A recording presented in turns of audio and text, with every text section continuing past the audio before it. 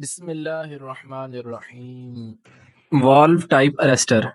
Expulsion type arrester की limitations को overcome करने के लिए हम वॉल्व टाइप अरेस्टर को इस्तेमाल करते हैं। उसकी लिमिटेशंस क्या थी कि उसकी लिमिट थी कि वो 33 केवी तक की लाइन के लिए इस्तेमाल हो सकता है। उसके फाइबर को रिप्लेस करना पड़ता है बार बार, क्योंकि नंबर ऑफ ऑपरेशंस उसके लिमिटेड होते हैं। उसको हम सिर्फ ओपन एयर में इस्तेमाल कर सकते हैं। इंडोर इस्तेमाल करेंगे तो उसका इस्तेमाल डेंजरस हो सकता है। तो ये कुछ लिमिटेशंस थी उसकी। चले आप देखते हैं वॉल टाइप अरेस्टर ये किस तरह इन लिमिटेशंस को ओवरकम करता है। सबसे पहले तो आपकी परेशानी यहाँ खत्म हो जाती है कि इसको आप 220 से 500 केवी तक की लाइन के लिए इस्तेमाल कर सकते हैं। एक्सपल्शन टाइप को 33 केवी तक की लाइन के लिए इस्तेमाल कर सकते थे। इसमें दो पोर्शंस हैं, दो असेंबलीज हैं, एक सीरीज स्पार्क गैप और दूसरा नॉन लीनियर रेजिस्टेंस।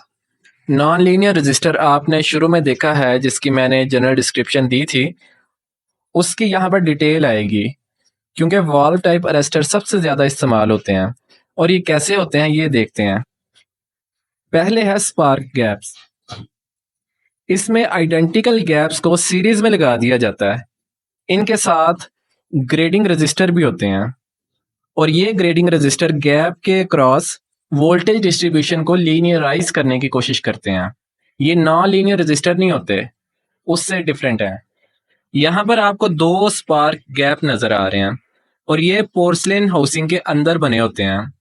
ये जो फिगर आपको नजर आ रही है, इसमें इसको अलहदा करके दिखाया गया है। इसका एक सिरा लाइन के साथ कनेक्ट किया होता है, जिसको लाइटनिंग स्ट्रोक आने पर प्रोटेक्ट करना है, और दूसरी साइड पर set of non linear registers के साथ कनेक्ट करना है, जिसको नीचे ग्राउंड किया हुआ है। नॉन लीनियर रजिस्टर थायराइड या मेट्रोसिल के बने होते हैं, जो इनऑर्गेनिक कंपाउंड होते हैं। यानी ये मटेरियल ही ऐसा है कि इससे जो रजिस्टर बनाया जाता है उसके अंदर ये प्रॉपर्टी आती है कि इसका बिहेवियर नॉन लीनियर हो जाता है। यानी इसके अंदर जब वोल्टेज ज्यादा होगा तो रेजिस्टेंस कम हो जाती है, और वोल्टेज कम होता है तो इसकी रेजिस्टेंस ज्यादा हो जाती है। ये हमने पहले डिस्कस किया था। अब वोल्टेज कम कब होता है? जब आपके पास नॉर्मल वोल्टेज चल रहा हो तब इसकी रेजिस्टेंस ज्यादा होती है, ग्राउंड की तरफ कंडक्टिंग पाथ नहीं बनता। और जब हाई वोल्टेज आए स्पार्क गैप खत्म हो जाता है या आर्क पैदा होती है, तो इसकी रेजिस्टेंस कम होती है। इस तरह ग्राउंड की तरफ इफेक्टिवली कंडक्टिंग पाथ बन जाता है, जो इसको जाने देता है। ये इसकी प्रॉपर्टी है नॉन लीनियर रेजिस्टर की। अब बात करते हैं इसकी वर्किंग की।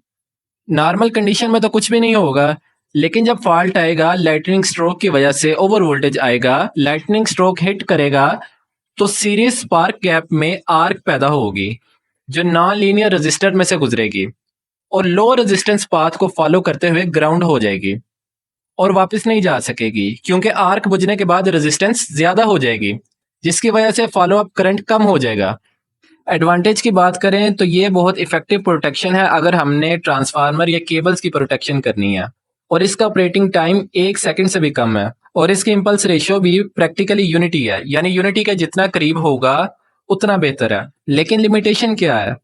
लिमिटेशन ये है कि अगर स्टीप वेव आ जाए तो ये उसको कंट्रोल नहीं कर सकता, लेकिन ऐसा बहुत कम होता है।